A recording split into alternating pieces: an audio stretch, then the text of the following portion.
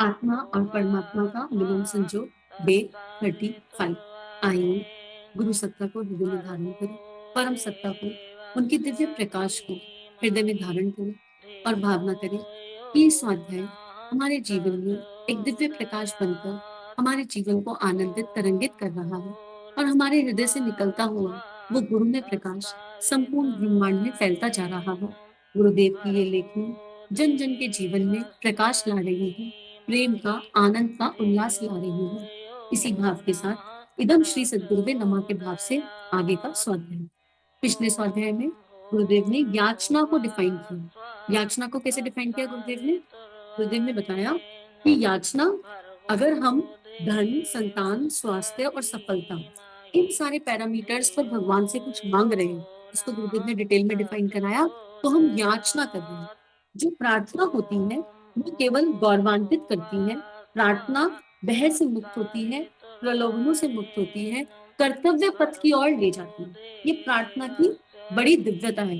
ये गुरुदेव ने हमें पिछले स्वाध्याय में समझाया। आगे गुरुदेव लिख रहे हैं, परा मनोवैज्ञानिक वेदता डॉक्टर एमिली केडी ने लिखा है, प्रार्थना मात्र ईश्वर को धन्यवाद देना या उनसे कुछ याचना करने की प्रक्रिया का नाम नहीं है, वरन यह वह मन स्थिति है जिसमें व्यक्ति शंका और संदेहों के जाल से निकलकर श्रद्धा की भूमिका में प्रवेश करता है।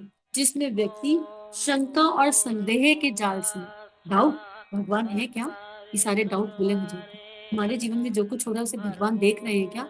100% देख रहे हैं। सारे डाउट खत्म। गीता में लिखा है, संशयात्मक बुद्धि के साथ भगवान की प्राप्ति, भगवत प्राप्ति संभव ही नहीं है। तो प्रार्थना क्या करती है?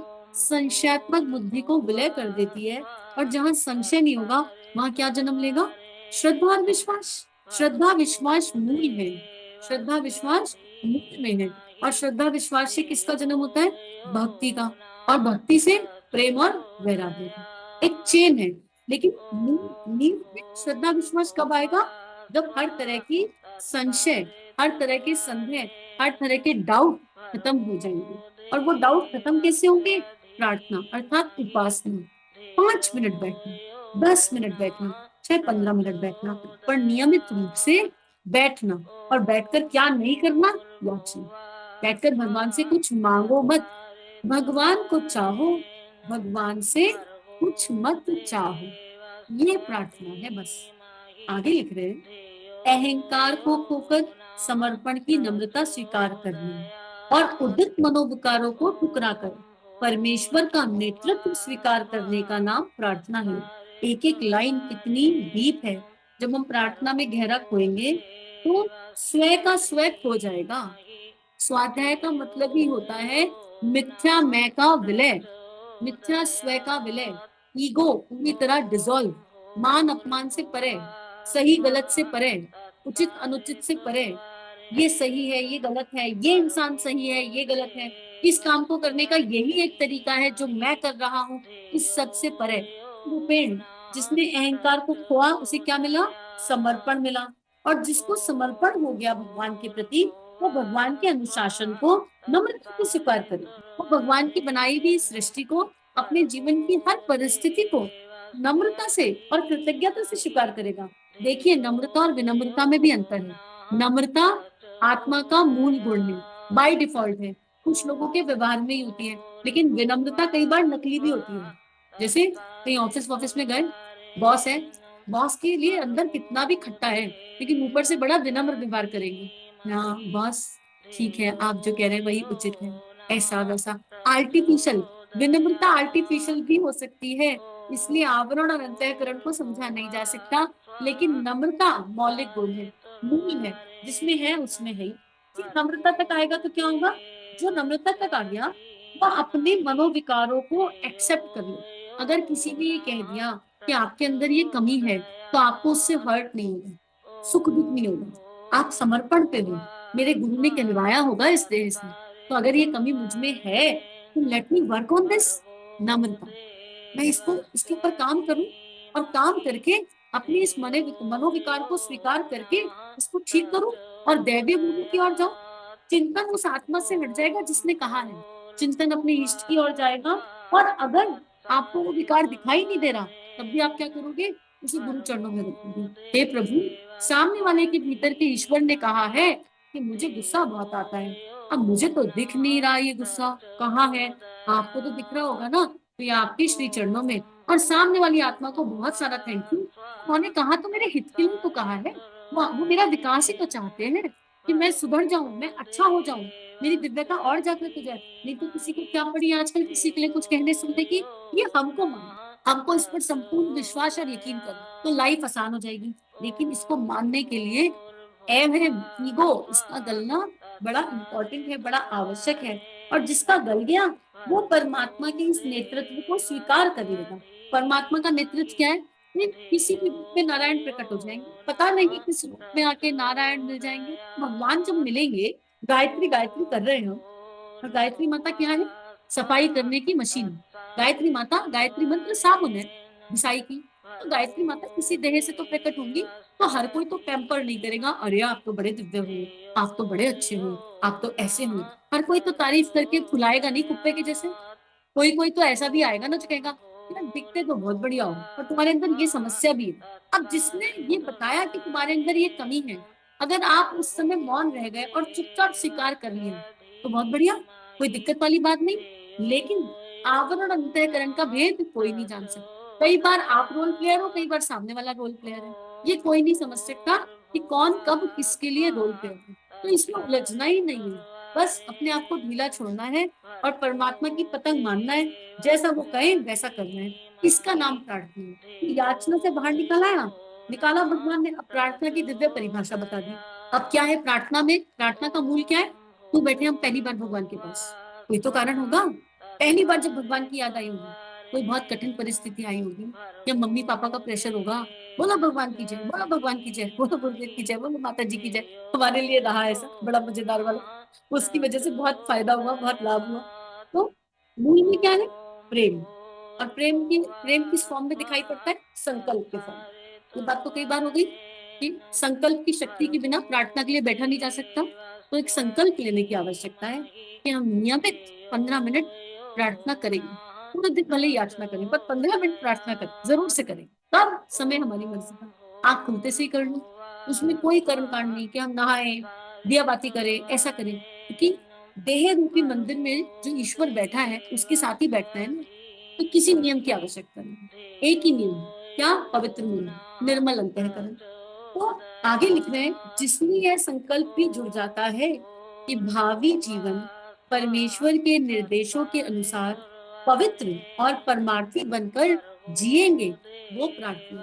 प्रार्थना के साथ भविष्य की योजना है कि अब तक जो किया सो किया, अब इस एक क्षण से आने वाले समय में, आने वाले पूरे जीवन में पवित्र मन से परमार्थी जीवन जिएंगे। पवित्रता भीतर ही छुपी हुई है, बाहर से कहीं नहीं आएगी। पवित्रता आत्मा का मूल गुण है। और पवित्रता का मतलब गंगा जैसा पवित्र। पवित्रता का मतलब ऐसा कि जहां जाए वो वातावरण पवित्र हो जाए, ऐसा। और परमार्थी का मतलब ये नहीं है कि गधे के जैसे काम कर रहे हैं सुबह से लेकर रात तक, वो परमार्थ नहीं है। परमार्थ का मतलब वो दिव्य भाव, जहाँ सबके लिए मंगल की भावना छुपी हुई है। परमार्थी का मतलब ये नहीं है कि हाथ जो हल जो रहे, काम नहीं है, फिर ढूंढ ढूंढ के काम करे जा रहे, काम करे जा रहे, पर इस शरीर को बंधुआ मजदूर बना लिया, वो परमार्थी नहीं होता। भावनाओं से परमार्थी होना, विराट भावनाओं का भीतर जन्म लेना, ऐसे गहन अंतः स्थल से निकली हुई प्रार्थना जिसमें आत्म परिवर्तन की आस्था जुड़ी हुई हो, भगवान का सिंहासन हिला देती है। देखो गहन बात आ गई ना। ऐसे गहन अंतः स्थल, बहुत ही दिव्य स्वाध्याय है, एक एक लाइन पर गहन चिंतन करने योग्य स्वाध्याय है। अब देख लें कि हमारा अंतः स्थल कितना गहन है, कितनी गहराई से पुकार निकल रही है, अश्रु आ रहे हैं कि नहीं आ रहे हैं, चेक लगाएं। ऐसे गहन अंतः स्थल से निकली हुई प्रार्थना जिसमें क्या है? आत्म परिवर्तन की आस्था। हे प्रभु, हम आसपास वालों को बदल नहीं सकते और ना बदलने की इच्छा रखी कि सारी आत्माएं मेरे कल्याण के लिए मेरे आसपास इकट्ठी हुई है। बदलना किसे है? मुझे। जैसी दृष्टि वैसी सृष्टि। हे परमात्मा, मेरी दृष्टि ऐसी कर दो कि मुझे किसी का दोष दिखे ही ना। मेरा मन, मेरा चिंतन बस आत्म परिवर्तन से जुड़ा रहे। अगर ऐसी प्रार्थना होगी तो वो भगवान, उनका सिंहासन, पूरा ब्रह्मांड अपने आप बोल जाएगा। कहते हैं ना, मीरा ने कृष्ण को चाकर बना लिया था। गुरुदेव के पीछे पीछे गायत्री माता घूमती थी। दादा गुरुदेव को ढूंढते ढूंढते नीचे आए थे, गुरुदेव नहीं गए थे ढूंढने। अंतःकरण में उस स्तर की प्रार्थना थी। हर भक्त ने भगवान को ऐसे ही गोल गोल नचाया है। वो कृष्ण जो योगेश्वर है, जो सतरजतम से परे है, जो सारे गुणों से परे है, वो प्रेम से वश में आ जाता है। यानी प्रेम पूर्ण प्रार्थना से बंधा चला आता है, वो निराकार साकार हो जाता है। वो शिव बिल्कुल शिवत्व की अवस्था पर बैठे, आदि योगी से हिलते भी नहीं। वो माँ पार्वती के प्रेम से उनके चरणों में शीश झुका देते। आदि गुरु और जगत गुरु भी प्रेम के आगे झुक जाते। आदि गुरु प्रेम की उस दिव्यता को समझने जानने के लिए राधा कृष्ण से प्रार्थना करते हैं, और गोपेश्वर रूप धारण करने के करके उस प्रेम को अनुभव करने के लिए वृंदावन में चले जाते हैं, जहां पर एक ही पुरुष है, पुरुष केवल श्री कृष्ण। तो सोचो, भगवान शिव भी अपने अहंकार को माँ पार्वती के चरणों में रखने को तैयार हो गए, कृष्ण की लीला देखने के लिए, और आदि गुरु के चरणों में खड़े हो गए जाकर, नारी बनकर। नारित्व के दिव्य गुणों को धारण किए बिना प्रेम समझ नहीं आएगा। नारित्व के गुण मतलब नारी देह नहीं, मातृत्व, करुणा, सोफिस्टिकेशन, संवेदना, अश्रुओं का आना, वो वाली जो एक प्रवृत्ति है। महाकाल की युग प्रत्यावर्तन प्रक्रिया में 2-3 पूरे पूरे ऑडियो है, नारद के गुणों को समझाया है गुरुदेव ने। जब आदि योगी भी उस नारी रूप को धर रहे हैं, यानी उन दिव्य गुणों को धारण कर रहे हैं, क्यों? क्योंकि उनको प्रेम के उस दिव्य तत्व को समझना है, उनको उस मूल को समझना है, जिस मूल के आधार पर पार्वती रूपी संकल्प को धारण किया जाता है। उनको श्री राधा को समझना है। इसलिए भगवान शिव ने ही राधा कृपा कटाक्ष की रचना करी। श्री राधा से प्रार्थना करते हुए भगवान शिव ने राधा कृपा कटाक्ष की रचना करी। हे श्री राधा, अर्थात प्रेम की देवी श्री राधा। राधा कोई नाम नहीं है, राधा कोई रूप स्वरूप नहीं है, राधा प्रेम का वो दिव्य तत्व है, जहाँ आदि गुरु भी कह रहे हैं कि अपनी कृपा कटाक्ष मुझ पर कब करेंगी, आप टेढ़ी नजर से भी देख लें। तो ये जोगी ये प्रेम को समझ पाएगा और पार्वती रूपी संकल्प को अच्छे से एड्रेस कर पाएगा। कितनी दिव्यता है इस ब्रह्मांड की। तो गुरुदेव यही कह रहे हैं कि प्रार्थना हमें आदि गुरु और जगत गुरु से जोड़ देगी, और यही तो गुरु करता है। गुरु ही ब्रह्मा है, गुरु ही विष्णु है, गुरु ही महेश है। यही मंत्र में कहते हैं ना, गुरु ब्रह्मा गुरु विष्णु गुरुदेव महेश्वरा। यही अर्थ है इसका कि वो गुरु ही पर ब्रह्म है, वो गुरु ही आदि गुरु है, वो गुरु ही जगत गुरु है, और अवस्था के अनुरूप वो प्रकट हो जाता है। तो गुरुदेव कह रहे हैं, ऐसी प्रार्थना के परिणाम ऐसे अद्भुत होते हैं जिन्हें चमत्कार कहने में कुछ भी हर्ज नहीं। अब चमत्कार क्या, ये तो जो करे वो जान सके। इस पैराग्राफ में जो लाइनें गुरुदेव ने अभी बुलवा दी, ये भी किसी चमत्कार से कम थोड़े ना है, कि एक प्रार्थना की बात करी और उस प्रार्थना से हृदय में इतना आनंद उठा कि आदि गुरु भी नजर आ गए, जगत गुरु भी नजर आ गए, माँ पार्वती भी दिखाई दे गई, और श्री राधा का वो दिव्य प्रेम के अनुभव में आ गया। क्या ये चमत्कार से कम नहीं है? क्या ये आत्मा का परमात्मा से मिलन संजोग नहीं हो गया इसी एक क्षण में? अनुभव करें तो हो गया, और ना करें तो कुछ भी नहीं हुआ। आगे गुरुदेव लिखते हैं, चिकित्सा शास्त्र पर नोबेल पुरस्कार विजेता एवं फ्रांस के लिए विश्वविद्यालय के प्राध्यापक डॉक्टर केरल ने अपनी प्रत्येक सफलता के पीछे ईश्वर की अनुकंपा को छिपा हुआ देखा। वे कहते थे, तुच्छ मानव प्राणी उन्नति के उस स्तर पर नहीं पहुंच सकता जहां साधारण लोग आमतौर से नहीं पहुंच सकते, नहीं पहुंचते। इन विशिष्ट साधन, विशिष्ट परिस्थितियों और विशेष सूझबूझ के पीछे उन्होंने सदा परमेश्वर का दिव्य सहयोग झांकना देखा, और सदा यही कहा, यह वाहन अंतरंग से निकलने वाली भाव भरी प्रार्थना की प्रतिक्रिया है। उन्होंने अपनी चिकित्सा पद्धति के साथ औषधियों से अधिक प्रार्थना को महत्व दिया। वे हर रोगी से कहते थे, सच्चे मन से प्रार्थना करो, अपनी भूलों के लिए पश्चाताप करो, और भविष्य में निर्मल जीवन जीने की प्रतिज्ञा के साथ यदि प्रार्थना करोगे तो वह जरूर सुनी जाएगी।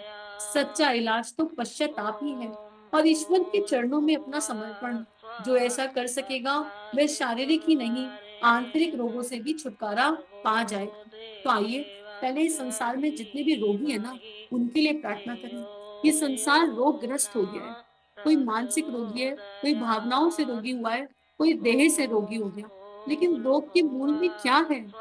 अगर हम ध्यान से जाने समझे तो रोग के मूल में हमारी विकृत मानसिकता है। रोग के मूल में प्रवृत्त मन है, जो बुरा भला में अटक गया है, जो मान अपमान में अटक गया है, जो हर्ट के इमोशन पर चिपक गया है, और इसलिए कहीं पर काया रोगी हो गई, कहीं पर भावनाएं रोगी हो गई, और कहीं पर मस्तिष्क रोगी हो गया। और मूल में शरीर में रोग तभी दिखाई देता है जब भावनाएं दूषित हो जाती हैं, जब हमारा मन बढ़ जाता है किसी के प्रति नफरत से, किसी के प्रति हेट्रेड से, किसी के प्रति नेगेटिव इमोशंस से। जब भावनाएं, कारण शरीर जब इस तरह की भावनाओं से भर जाता है, तो उसी तरह के विचार आने लगते हैं, ये भला ये बुला। और उसकी वजह से आंसू, कारण शरीर कई बार इतना आहत हो जाता है किसी आत्मा से कि उस आत्मा का चिंतन करते ही झरझर झरझर आंसू गिरते हैं। मान लो एक माँ, एक संतान अपने माता पिता का सम्मान न करे, और माता पिता की सम्मान की आशा हो, तो उनके अंदर कांटे जैसी चुभती है।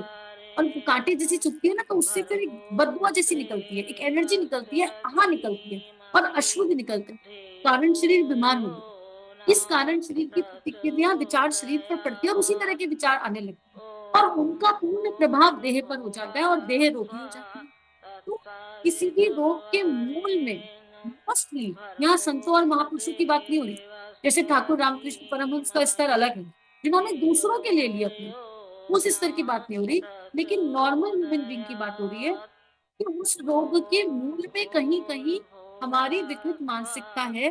तो हमें पश्चाताप करना पड़ेगा, हमें दिल से प्रार्थना करनी पड़ेगी, हे परमात्मा, ये मेरे ही कर्मों का फल है जो लौट कर आया है, ये मुझे सहज स्वीकार्य है। और अगर इस मन ने इस जीवन काल में या किसी भी जीवन काल में कभी भी किसी के लिए कुछ अनुचित भावना करी है, विचारणा करी है, धारणा करी है, तो हे ईश्वर, आप मुझे क्षमा कीजिए, क्षमा कीजिए, क्षमा कीजिए। और उस आत्मा से भी हम क्षमा मांगते हैं, क्षमा मांगते हैं, क्षमा मांगते हैं, और उसको क्षमा भी करते हैं। जाने अनजाने, अगर अहम वश, अज्ञान वश हमें किसी से कोई दुख सुख पहुंचा, हम हर्ट हो गए, तो हम समझ रहे हैं आज कि वो दुख, वो सुख, वो हर्ट हमारे ईगो को हुआ था, हमारे अहम को हुआ था। पर आज हमें सच्चाई समझ में आ गई, तो हम उस आत्मा को क्षमा करते हैं, और फिर शरणागत हो जाओ इस भाव के साथ। जब ये शरणागति आएगी, तो अश्रु निकलेंगे, और उस अश्रु से कृतज्ञता का भाव जन्म लेगा, कृतज्ञता से वो अनंत प्रेम, और वो प्रेम हीलिंग की शक्ति है। उस प्रेम से आप खुद को हील कर सकते हो, और खुद के साथ साथ सबको हील कर सकते हो। लेकिन एक मूल भाव है, अब ये सब सुनकर आर्टिफिशियल मत करना, भाई ठीक होना है तो यही कर लेते हैं। भगवान को सब समझ में आता है कि ओरिजिनल क्या है और आर्टिफिशियल क्या है। वो परमात्मा मूर्ख नहीं है। तो इसलिए करने मत बैठना क्या यार, इसे क्षमा करके हमारी देह स्वस्थ हो जाए। फिर तो स्वार्थ हो गया ना, मूल में प्रणेता विचारी गड़बड़ हो गया। तो ढंग से प्रार्थना करनी है, अपनी पूर्ण रूपेण चेकिंग करनी है। और जब सच्ची में करुणा संवेदना के अश्रु आएंगे, तो जो उसका चमत्कार होगा वो बताया थोड़ा जा सकता है। इसलिए हर तरह के रोगों से मुक्ति प्रार्थना के माध्यम से है, और किसी भी तरह की हीलिंग का आधार मात्र ये प्रार्थना ही है, जो अकर्ता भाव से की जाती है। इस पल माँ धरा का ध्यान, और माँ धरा के ध्यान के साथ ये भावना कि सविता देवता का दिव्य प्रकाश और चंद्रमा की दिव्य स्वर्णिम किरणें, वो एक दिव्य समय जहाँ सविता देवता भी आकाश में है, और पूर्णिमा का दिव्य चंद्र भी आकाश में है, और वो स्वर्णिम किरणें मर्ज होकर पूरी धरा पर फैली हुई है, और पूरी धरा पर हर एक चेतना के भीतर प्रवेश कर रही है, और उन सबकी हीलिंग हो। उन सबको वो आशीर्वाद प्राप्त हो रहा है परमात्मा से कि वो इस दिव्य और दैवीय मार्ग को चुन सके। हीलिंग हो रही है मतलब उनके भीतर की वो शक्ति जागृत हो रही है, और उस शक्ति के माध्यम से वो अपने रोगों से मुक्ति पा रहे हैं, और इस मानव जीवन को दैवीय बना रहे हैं। ये भाव मन में रखते हुए एक पैराग्राफ आगे का और ले लेते हैं। महात्मा गांधी ने एक मित्र को लिखा था, राम नाम मेरे जीवन, मेरे लिए जीवन अवलंबन है, जो हर विपत्ति से पार करता है।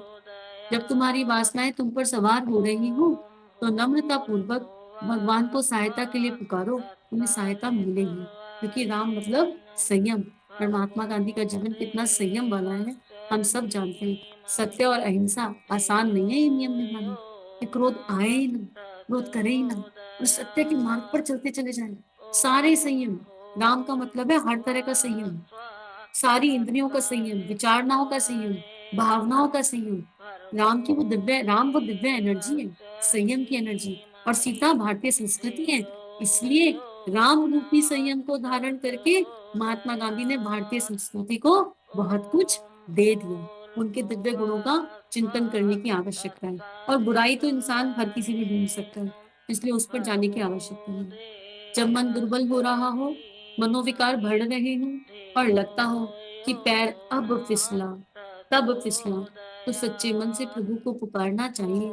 गज को ग्राह के चुंगल से छुड़ाने वाले भगवान, पतन से परित्राण पाने के लिए व्याकुल, आर्त भक्ति पुकार अनसुनी नहीं करते और उस मनोबल रूपी अंतःकरण में उतरते हैं जिसे गरुड़ कह सकते हैं, और जो पतनोन्मुख दुष्प्रवृत्तियों के सर्प को उदरस्त करते रहने का अभ्यासी है। कितनी दिव्य बात। और यहाँ पर हम लोगों को एक संकेत भी मिल गया। अभी आने वाले समय में हम लोग ये पढ़ने वाले गज को ग्राहक के चुंगल से छुड़ाने वाले भगवान, मतलब ये पुकार जो है, इसको देखो इस समय नाम स्किप हो गया इसका, किसी को याद है तो चैट पर नाम लिखना। और इसको पढ़ने वाले हैं 40 दिन के संकल्प के साथ, 40 दिन के अनुष्ठान के साथ। ठीक है, तो यहाँ पर गुरुदेव का संकेत मिला कि वो वही चाहते हैं कि हम पढ़ें ताकि पुकार निकल सके। अभी पुकार में तो दिक्कत हो रही है, तो जब भी मन दुर्बल हो रहा है नाम जप करो। पुकार का अर्थ क्या है? गुरुदेव भी तो नाम जप पर आ गए। पुकार का अर्थ है नाम जप, हर समय प्रभु का चिंतन, हर समय प्रभु का स्मरण, विकल होकर, याचना के बाद से, प्रार्थना के बाद से, हे परमात्मा, मैं मोह रूपी मगरमच्छ ने मुझे पकड़ लिया, मोह रूपी मगरमच्छ ने मुझे पकड़ लिया है, और इस मगरमच्छ से मुझे केवल तुम छुड़ा सकते हो। तो हे परमेश्वर, मेरी समस्त इंद्रियां तुम पर केंद्रित हो जाए। और जैसे उस गज ने पुकार लगाई, गजेंद्र मोक्ष, जैसे उस गज ने पुकार लगाई, ऐसे हमारी पुकार निकले और हम मोक्ष तक पहुंच जाए। मोक्ष का अर्थ बिल्कुल भी ये नहीं है भगवान में मिल जाए। मोक्ष का अर्थ है वृत्तियां, प्रवर्त मन पूरी तरह क्षय हो जाए, आध्यात्मिक मन जागृत हो जाए और भगवान के काम में लगे। आदि गुरु ने अपना काम कर दिया। लीला में श्री कृष्ण ग्वाल बाल बना ले, बीच वानर बना ले राम, ये है मोक्ष का अर्थ। तो इतना दिव्य पैराग्राफ है कि पैर तो फिसलेगा, बार बार फिसलेगा, क्योंकि प्रवर्तमान है, कई जन्मों की वृत्तियां हावी है। इस फिसलते हुए पैर को बचाना हो तो पुकार लग जाए, नाम जप हो जाए। तो जिसको जो नाम समझ में आए, जिसके लिए जो नाम उचित हो, जिस अपने अंतःकरण में झांक के देख लीजिए, आपको नाम समझ में आ जाएगा। कुछ नहीं तो गुरु तो है ही, गुरु का नाम ले लो। कुछ नहीं तो गुरु के सानिध्य में जो अच्छा लगे वो कर लो। कुछ नहीं तो गुरु के बताए हुए प्रिंसिपल्स को फॉलो कर लो, उनकी वैल्यूज को फॉलो कर लो। इससे ज्यादा तो कुछ भी नहीं हो सकता। और इसमें सब कुछ छुपा होगा। इससे क्या होगा? दुष्प्रवृत्तियों का सर्प अपने आप क्षय हो जाएगा। उसका जो फल निकला हुआ है, प्रवर्तमान का जो फल निकला हुआ है, वो दब जाएगा, क्योंकि आध्यात्मिक फल का प्रकाश बहुत तीव्र हो जाएगा। इसी के साथ आज के स्वाध्याय को प्रभु के चरणों में अर्पित और समर्पित कर सकते हैं। सभी की दिव्य चेतना को कोटि कोटि नमन होगा। संत की इस दिव्य शक्ति को जो साथ में स्वाध्याय में जुड़ी हुई है और मौन मानसिक जप कर रही है, उस जप से जो ऊर्जा आ रही है वो इस स्वाध्याय को बहुत दिव्य बना रही है। तो उन सबको भी बहुत बहुत नमन वंदन। ओम भूर्भुवः स्वः तत्सवितुर्वरेण्यं भर्गो देवस्य धीमहि धियो यो नः प्रचोदयात्।